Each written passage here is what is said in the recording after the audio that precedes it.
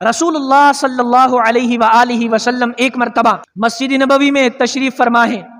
ایک بدو آیا دیہاتی، اور وہ بدو بیٹھ گیا مسجد نبوی کے ایک کونے میں اور دعا مانگ رہا ہے. کیا کہہ رہا ہے؟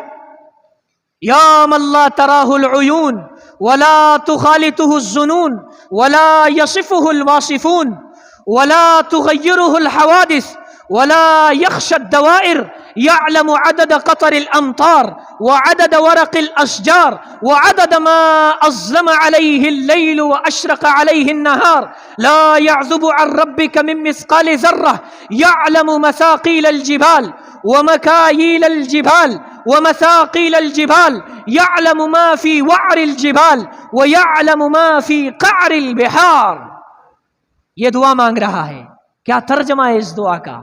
کہہ رہا ہے یا من لا تراہ العیون، اے وہ ذات جسے آنکھ نہیں دیکھ سکتی، ولا تخالطہ الظنون، جو دل دماغ سے پرے اور ماورا رہتا ہے، ولا یصفہ الواصفون، تعریف کرنے والے اس کی تعریف کرنے سے قاصر ہے، یعلم عدد قطر الامطار، دنیا جہاں میں ساتوں آسمانوں سے جو بارشیں برستی ہے بارشوں کے قطروں کی تعداد جانے، وعدد ورق الاشجار، جنگلات کے تمام درختوں کے پتوں کی تعداد جانے، وعدد ما اظلم علیہ اللیل واشرق علیہ النہار، ہر اس چیز سے واقف جس پر رات کی تاریکی چھا جاتی ہے، ہر اس چیز سے واقف جس پر دن کی روشنی چھا جاتی ہے، اور ہر اس چیز سے واقف جو ساتوں زمینوں کے اندر ہے، ہر اس چیز سے باخبر جو ساتوں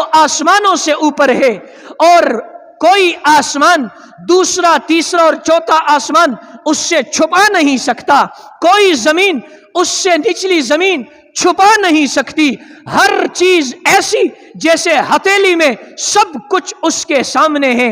اے وہ ذات مجھ پر رحم فرما دے. ایسی ذات کی تعریف جب آقا علیہ الصلاۃ والسلام نے سنی، حضرت علی رضی اللہ عنہ کو بلایا اور فرمانے لگے علی آپ کے پاس کچھ ہے؟ کہا جی ایک ڈلی ہے چاندی کی. کہا جلدی سے لے آنا. لے کر آ گئے.